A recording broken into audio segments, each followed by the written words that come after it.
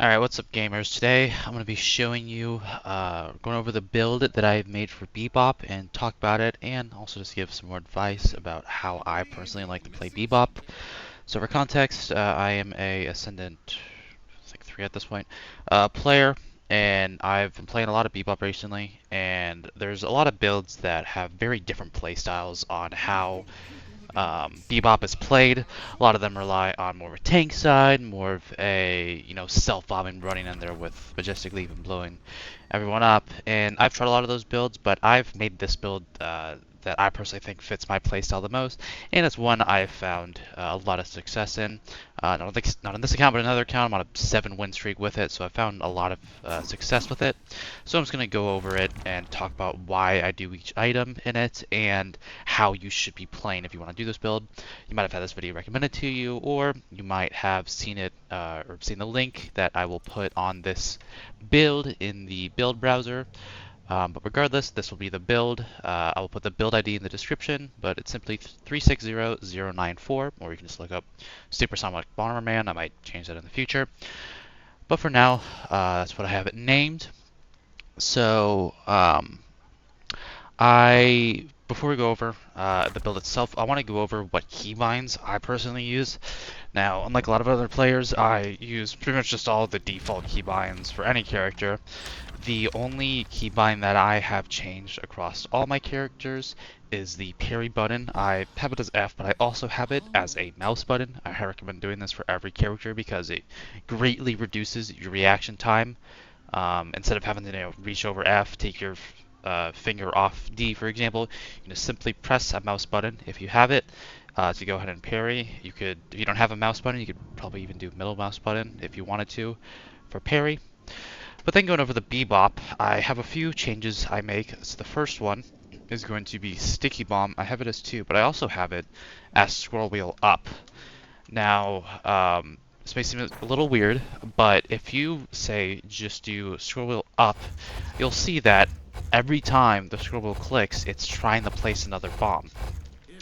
And this gives us a big advantage because say if, someone is just barely past me for a second, if I want to bomb them, I have to just reach up and spam 2. And I can do it decently fast, but it's a little uncomfortable with the finger. And you might not get it. They might only be in bomb range for like a fraction of a second. So having swirl wheel, 1, makes it so you don't have to take your fingers off your keyboard at all. And 2, it greatly increases the chance that one of these bombs are going to hit them. So, they're up here, you just run up, bomb them, and back up right away. You don't have to, spam 2, see that it hits, and run away. You can just spam the scroll wheel and book it, which I find has a much higher chance of hitting.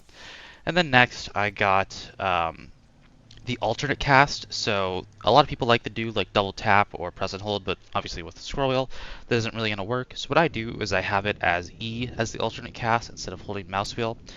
Now instead of like the other one where I have the default one there as well, and I just have it as an alternate, I'd recommend completely replacing hold down middle mouse button for alternate cast, because oftentimes you can accidentally, when in a panic or something, accidentally push down on the scroll wheel when you're scrolling it up and down. So I recommend just completely unbinding it and just having E be it. So if I want to self bomb, I just press E and scroll wheel. One thing you might not know is that with characters like Dynamo, you might be used to pressing the ability button and then pressing the alternate cast key. But what you can actually do is you can just hold down the alternate cast key beforehand, and it will do it right away. So you don't have to, you can do alternate cast key, then ability, instead of ability, then alternate cast key. It's just much faster. And then finally, the one other thing I have is I have, or is it? Yeah, the active ability one, so item 1, I have that as scroll wheel down. Now the reason for that is because, where the hell can I close this? Later on into the build, I buy Echo Shard, which I put on my bomb, and I make sure I have Echo Shard in that Z slot. What that allows me to do is, instead of having to, scroll wheel up, press Z, scroll wheel up, I can just go ahead and go scroll wheel up, scroll wheel down, scroll wheel up. And you'll notice that if there's no target available, if your bomb isn't on cooldown, if you activate Echo Shard, it's not actually going to do anything. So unlike Refresher, where if I'm pretty sure even if you have everything on cooldown, Refresher still activates. Echo Shard does not activate if it's on cool or if it's not on cooldown. So if I want to double bump something, I can simply just go in here and I can go up, down, up, just super fast do it. So if I'm ever getting close to someone, I can just be spamming up and down on the scroll wheel, and whenever they get close, in a fraction of a second, it will put both bombs on them. And another advantage to having it on scroll wheel is for the combo. So the typical Bebop combo, and if you've ever played any Bebop, you're probably used to, is you'll go hook, and then uppercut and bomb. A lot of times you'll see do bomb uppercut or uppercut bomb, but with this build, you can actually, or with these keybinds, you can kind of just do the uppercut and bomb at the same. You can kind of just do uppercut and bomb at the same time. So you can hook, and then you can go one and scroll up at the exact same time, and they do it just right next to each other. So you don't have to go 2 then 1 or 1 and 2. It's all just one smooth motion. So that's why I highly recommend using these keybinds. It will help you get so many more bomb stacks. Alright, so next, going into the actual build, this is a build I've cooked up with and I've refined a lot as I've played more. But this build overall is left to right. There's not too many options. It's a pretty simple build. But the first thing you'll notice, that'll fit in the room, is obviously the first item I buy. So I like to rush Radiant Regeneration. You might remember from people like Not Self-Aware, they had a B-bomb, or Bebop bomb build, where they rushed Veil Walker, and it was mainly for that sprint speed and healing, but then it got pretty heavily nerfed. And I personally feel like Radiant Regeneration kind of does the same thing, because it gives you that healing. If you don't know, with the difference between Mystic Regeneration and Radiant Regeneration, is it gives you healing every time you use any ability, every 6 seconds by default. So the Mystic Regeneration on its own, it's not very good. It's like this is equal to what, 20 health every time you bomb someone. It's not very good, but once you get to Radiant Regeneration, with that 70 healing, you can, if you look at your hook, or sorry, not your hook, your uppercut and your bomb, you'll see, I guess got a little reduction from something, but you'll see that the cooldown, which you upgraded, is going to be 8 seconds on your uppercut and 10 seconds on your sticky bomb. So essentially, and it's 6 seconds on regeneration, so essentially every time you get hooked, you can just uppercut. If I'm in lane, and once I have regeneration, once I'm a little low, I just wait till I get uppercut, and the second I get uppercut, I just use it, no matter what I'm doing. And if uppercut's on cooldown, for example, just use bomb every single time you get that radiant regeneration back. You want to be paying attention to, you can either look in the bottom left to see how much time's left, or you'll see in the middle, it will show it, oh wait, was that a, I don't know why it's not showing. Maybe that's the mod I had. Well, let's see if it shows up here. No? Okay, I guess that's the mod I have. I just got used to that. But you'll just want to be looking in the bottom left corner to see when the regeneration comes back, and go ahead and just use an ability again, because that will just let you stay fully healed. And I personally think that sustain is the #1 thing you want in lane as Bebop, because it allows you to, 1, be super aggressive, and 2, never have to go back to spawn. So for the first few minutes of the game, when you don't have 3200 and you essentially have no items besides Radiant, or essentially have no items until you get Radiant Regeneration, you want to be playing somewhat passive and not really going for, not really going super aggressive. I know a lot of people think that, oh, I need to start getting my bomb stack super early. You know, I need to be at 40 bomb stacks by 10 minutes or whatever. But in my opinion, that's not really that important in the laning phase. And when I'm in lane, a few things I like to do, if they are playing a little bit back or kind of pushing up towards the bridge a little bit, I like to play down here and just wait for them to jump up and bomb them and run away. Oftentimes they'll play in here if they're playing a little bit more passive, and I'll just sit here and blast the troopers, and if they ever get close right here, I'll roll in, bomb, and roll out. But essentially, you're not really looking for any kills or anything right now. You're just playing super passive, getting a couple bombs on them if you can, but bombing them and running away, not really sticking to any fights. And as it goes on, you get your hook, you can kind of fall back to the tower and look for hooks at tower, hook them in, get kills. But you're not being aggressive at all until you get Radiant Regeneration. If you do die once while waiting for that Radiant Regeneration, I really find it's not that big of a deal as long as you don't take a bunch of tower damage and you get fully wiped. Your teammate can hold it down for a little bit. I find it not that big of a deal. Don't really sweat it. So you want to just stay alive until you get that Radiant Regeneration, because once you can, that's when you can really start pushing up to the bridge here. And the second your hook's off cooldown, look for a hook, try to get someone, and get that kill confirmed. Because a lot of times people want to get all their stacks from just bombing people, but they kind of undervalue actually getting the kill because you get a whole other 4 bomb stacks from a kill. So if you bomb someone and they die, you get 5.5 stacks in total, which is equivalent to just bombing someone like 4 times. So that's why a lot of the items in this build are geared towards helping you get those kills and not necessarily getting a bunch more bomb stacks through just placing the bombs on someone. So after you get that Radiant Regeneration, playing a little bit more aggressive, you can go ahead and continue on the build. Next we got extra stamina. As you see here, it says you will die without this. Some people can get away without buying it if they're a movement god, but I am not. And especially if you go against characters like Warden or Wraith who can take away, or who's a Beginnis, you can take away stamina. This is a must because usually to bomb someone you have to roll in, bomb them, and roll away. But if you roll in, you get Warden Flask, you have no stamina, you are slow as shit, and you will 100% die. So you have to make sure that you have that extra stamina in order to be able to escape. Next, we've got Sprint Boots. This gives you a little bit of healing, but it also gives you that speed. Again, well, Bebop's one of the on the faster side, but relative to what you'll be later into the game, you're pretty slow, so I like to buy this item just to give you some extra speed. And it builds on the Trophy Collector, which we'll get into in a second. So next we got Spirit Strike. I know a lot of builds like to buy Mystic Burst, which, on most heroes that's probably the option. But with Bebop, if you didn't know, his uppercut actually does melee damage. So whenever you uppercut someone, it's going to proc that Spirit Strike. You can see here it goes on cooldown. It is twice as long as it says here. It is 16 seconds. But you get that effect just from your uppercut. And if I remember correctly, does it? Yeah, Burst does not scale at all. It stays at 40 the entire time, while Spirit Strike starts at 40.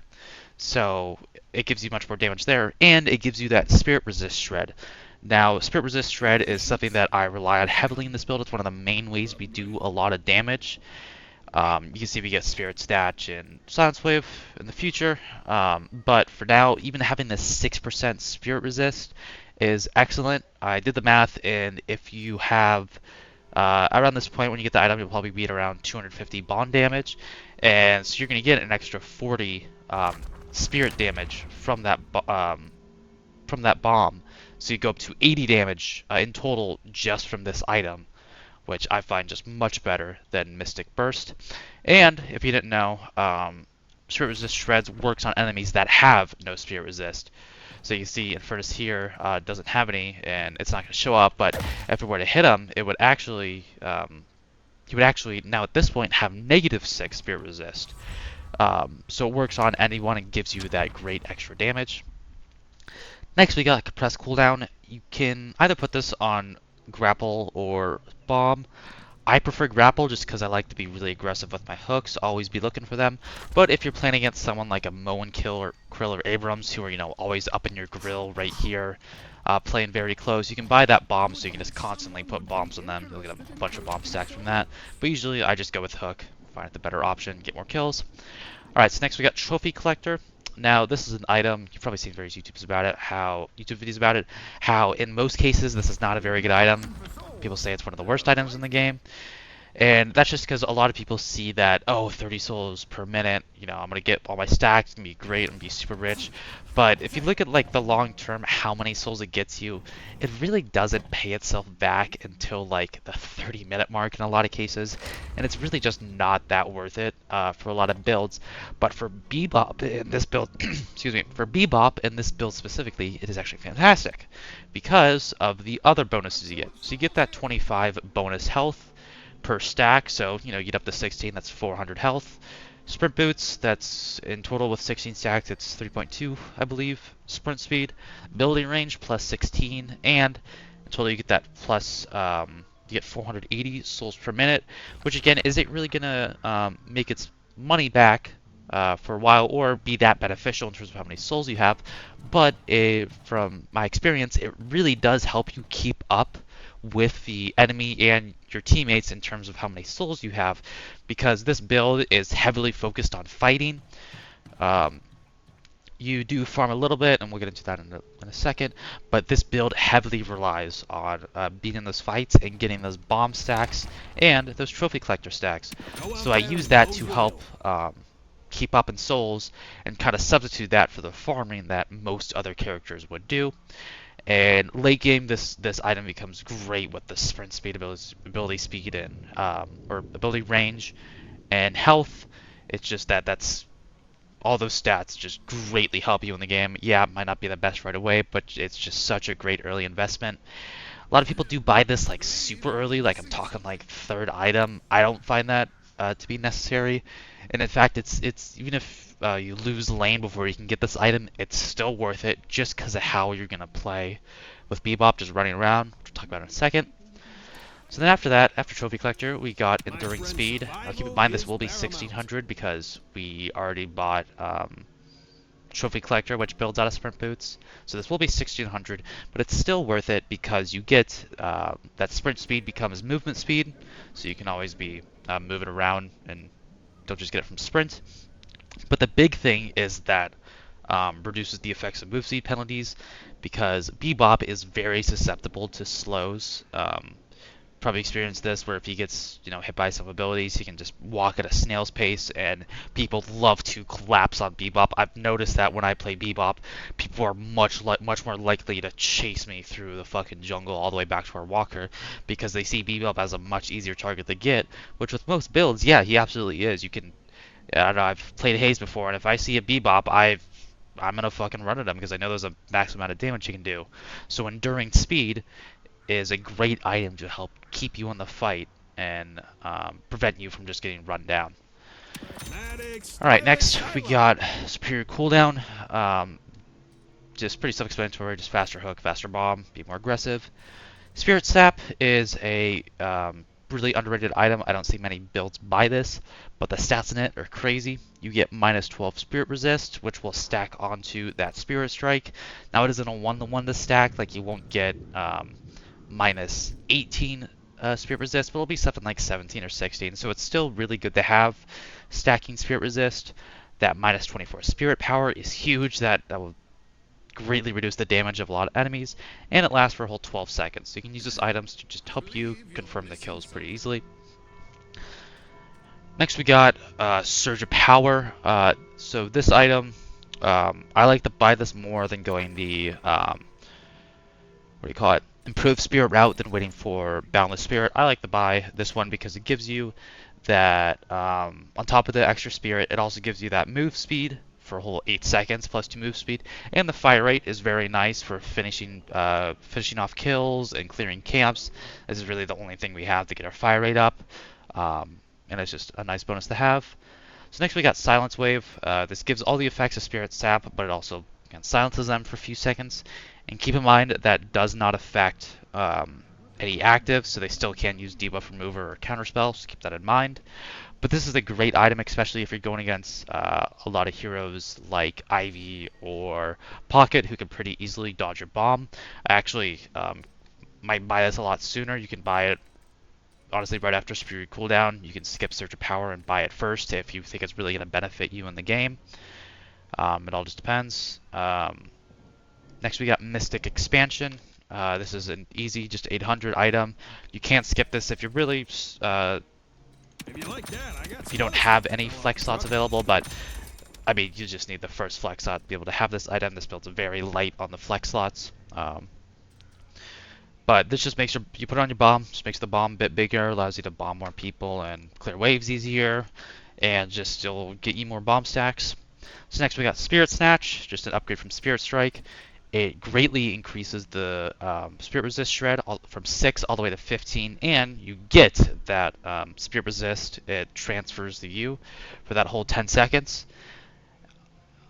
And we'll just, at this point, you should be at like, you should be at like maybe close to the, I'm not exactly sure what it is, but it should be in like the upper 20s or even 30s of the Spirit Resist shred you should have at this point. Let me actually look here. No, okay, sorry, not the 30s, but it should be in the 20s how much Spirit Resist shred you should have at this point, which will be great, especially with how many people buy Enchanter's emblems right now. And then that Spirit Resist, or Spirit Power Steel, again, is nice. And then we got Transcendent cooldown. You only get like 5% more cooldown over the Spirit cooldown, so it's not really worth it for that. But what I mainly buy it for is the actives. So this one, it reduces the cooldown on actives, so stuff like Surge of Power, Silence Wave, and even the passives like Radiant Regeneration. It's going to allow you to heal faster, run faster with that Surge of Power, and just get that Silence Wave back so you can be a lot more deadly in fights and keep all those debuffs on the enemy. Then we got Greater Expansion. This turns your bomb into a nuke. It just can bomb anyone in the whole area. The range is crazy, especially once you get Trophy Collector up. You should have like plus 50 range at this point. And it is great on the hook. The hook range when you buy this is crazy. I can probably hook, yeah. I don't know if this is getting the best spot, but you can just hook people from wherever you want. And just create that opening pick, which, you know, there's a lot of stagnation late in the game, so being that one player to get that opening pick can be huge. And I use it as rescue beam a lot. If I have a teammate, you know, getting jumped over there, I can come up here and just hook him out of there. Save so many teammates using the hook.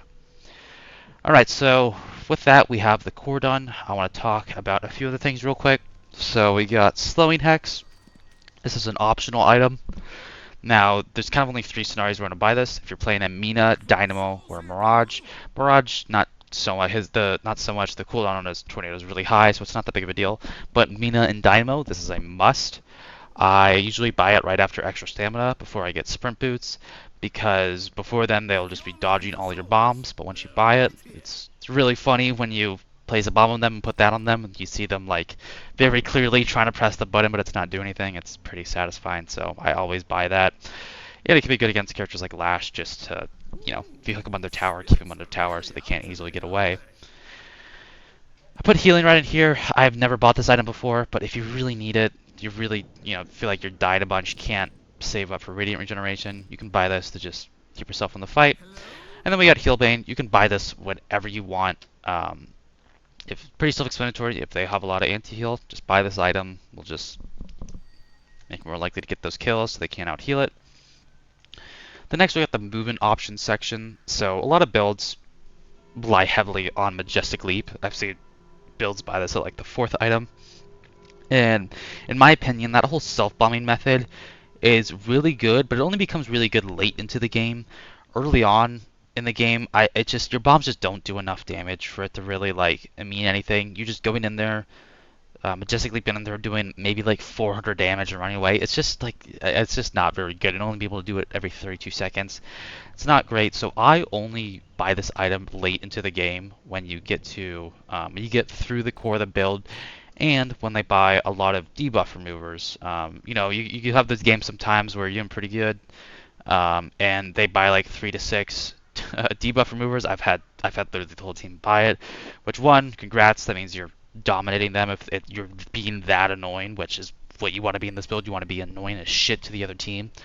But once you get that and get Greater Expansion, you can just double bomb yourself, which we'll talk more about in a second. Those flex slots. You can go to just double bomb yourself, and then Majestic Leap in there, blow them up. I get these in the right spot. I personally like to get the bombs on first, and then right away jump up, and then right before it goes off, slam down into them. Just a little movement tech you can do with it. You never want to jump and then use it, or like double punch and then use it. You want to be on the ground and go up, because what you can do is you can come up, press it again to slam down, and then you can press space right before you hit the ground. Or, yeah, right before you hit the ground. And you will maintain that momentum in Majestic Leap, and you can just have crazy fast rotations with it. Especially if you pair it, again, I'm not a movement god, but if you pair it with like a zipline and go off it, up, can see you can get all the way over here just off that one majestic leap. It's a great item, but I don't think it's as good as a lot of other builds say it is. And then I have Stamina Mastery. It's a luxury item if you want it. It just gives you an extra stamina. You know, if you feel like you can't get out of fights easily, you can buy it. I've only maybe bought it like once, but it's just a decent item to have in your arsenal. Alright, so next we're going to get into the late game. And now, one of the biggest differences between this build and a lot of other builds you'll see is Echo Shard being this late into the build. If you check the other builds, a lot of them will have it as kind of like a rush item. You'll buy it right after the laning phase. And in my opinion, I don't think it's very good because, again, after laning phase, you only have like 300 or 400 bomb damage most likely. So going from, 300 or 400 to 700 or 800 isn't really gonna be that big of an impact from my experience. I find that buying all these other items to help reduce their spirit shred, reduce your cooldowns, reduce by silence wave, I find buying all those items first will, one, get you a lot more kills, but also in the long term get you more bomb stacks, because you may think that, oh, I want more bomb stacks, so I want this double bomb to get 3 stacks instead of 1.5 every time. But buying something like Transcendent cooldown to really reduce that bomb time, all the way down to 6.6 seconds, will have a much bigger impact on how many bomb stacks you're going to get within a fight. Because on its own, Echo Shard's cooldown is all the way at 30 seconds, and it's just like, you can either get one extra bomb every 30 seconds, or you can reduce your bomb time by like 4 seconds with all these items. And I just find that in terms of bombs per minute, amount of stacks I'm going to get, how many kills I'm going to get, buying these cooldown items will be much better for you. So I like to wait until after core to get this. I have this section here in order of preference, what items I like to get first. Now, with Echo Shard, even if I get to this point, I usually don't buy Echo Shard if I'm having like a not very good game. If I'm less than 100 bomb stacks, I don't buy Echo Shard because it's just not going to give you that damage. You really only want to buy Echo Shard whenever you're going to get to the point where you're confident you can pretty much double bomb people. That, hey, if I had 2 bombs instead of 1, I would be shredding these people. But if you don't, I would recommend getting Boundless Spirit first, because that will, one, greatly increase the damage on your sticky bombs, because that scales greatly. It's a little misleading because you can't just hold tab and look how much more damage it's going to do, because that doesn't take into account the stuff like the Spirit investment bonus. It will actually be more than the amount it shows right there. But I find, one, just having more damage on each bomb to be better, but also it will greatly increase the damage of your Hyper Beam. If I say sell it here, say I'm in the late game, or if I sell it here, you can see I'm at 514 damage, buy it, goes all the way up to 650. So like with your Hyper Beam, it will make it do much more damage, and again get you much more kills. So do not feel the need to rush Echo Shard. It's really not that important. And then I kind of just have these 2 other luxury items. We got Mystic Rebirth, which is just a 3rd bomb. That's pretty self-explanatory and just does a shit ton more damage. And then Spirit Burn. I personally don't really like this item on Bebop, especially after the changes they did with like objectives. I don't really buy this item much, and one of the times you might be tempted to buy it is we played against like a Victor who can dominate lower lobbies. I personally don't like buying it for that, because the Victor, if you didn't know, his jump start ability, if you get it maxed out, it says on cast purge all non-ultimate debuffs, which is the same thing that Viscous Cubes does when it's maxed out. Removes all those debuffs. So if you see a Victor, they're going to be spamming their jump start.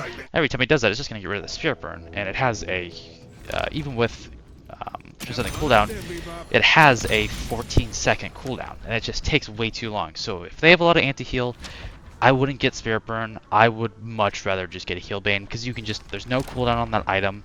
Lasts for 8 whole seconds. You can just have it constantly applied to anyone every time you bomb them, or even just uppercut them or hit them with the beam. I think it's so much better than Spirit Burn. And then finally, we got the last item, which is Witchmail. This I have this listed as the nuclear option because most of the time it's not very good, but in very specific situations it is fantastic. If you're ever in a game where the enemy has people like Victor or Abrams with their auras, which do a lot of sustained damage, or just other characters that do a lot of spirit damage, this item will allow you to just get so many bomb stacks going. And what I actually like to do is, um, if they're pushing our base or we're pushing their base, I love to buy this item if I have the money, because what you do is you just jump into the fight and you only use the bomb. Don't use any of your other abilities, because if you didn't know, Witchmelt only applies that cooldown to items that actually have a cooldown, because I originally thought that it would just pick a random one regardless if it was on cooldown, but it actually only does it for the item on cooldown. So if you only use bomb, that's going to be the only item on cooldown, and so it will just, you can get a bomb off every second, or even less than a second. I've had like 3 bombs ready to explode at me at the same time with this item, just because of how much damage the enemy is doing. So just keep in mind, you kind of have to be pretty knowledgeable about how the other heroes work for this item, but if they do a lot of that spirit damage, buy this item and you can just do so many bombs and win that ending fight for your team. Alright, so that's about it going through the whole build.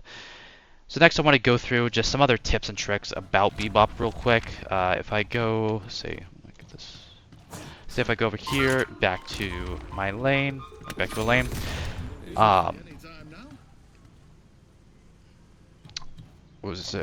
yeah, so another tip with the lane, after you buy that Radiant Regeneration, you will be able to be, again, a lot more aggressive. And you notice that if you get up to here and, the enemies are kind of low, you'll see a lot of times they try hiding behind the Guardian.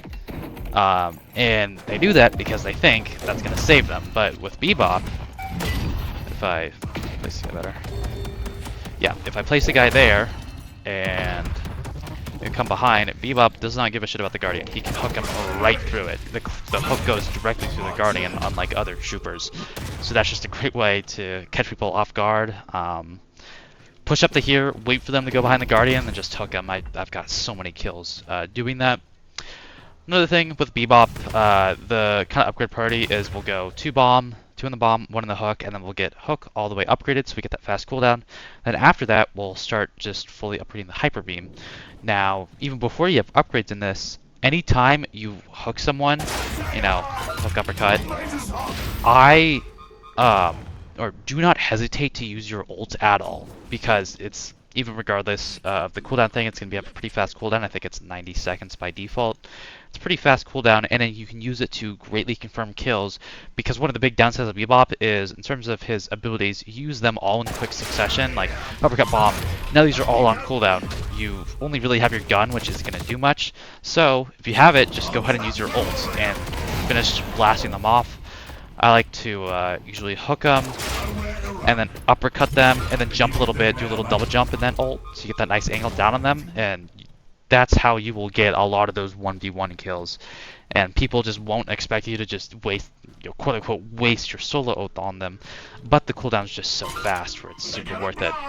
And another reason why you can just kind of not hesitate to use it, because if you ult as Bebop, you'll see this little startup animation, but a lot of people don't know, if you cancel it before the beam actually comes out, it doesn't reset it completely, it just gives you a quick 3-second cooldown.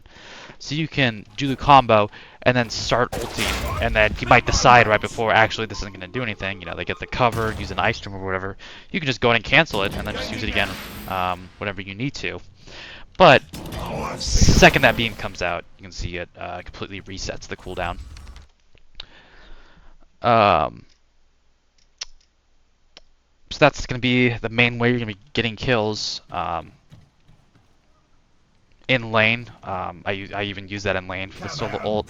But then after lane, either you're going to win your lane or lose your lane. Hopefully you win it, but if not, that's fine.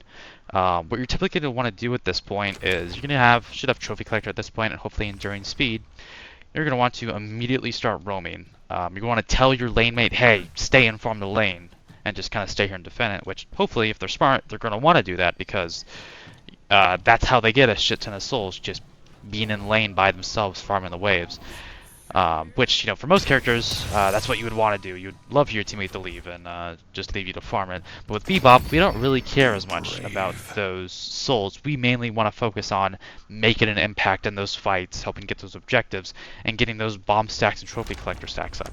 So right when the lane's over, you're going to want to just look at your mini-map. Well, first, you want to make sure that, you're not being pushed still. They're not going for your walker or whatever.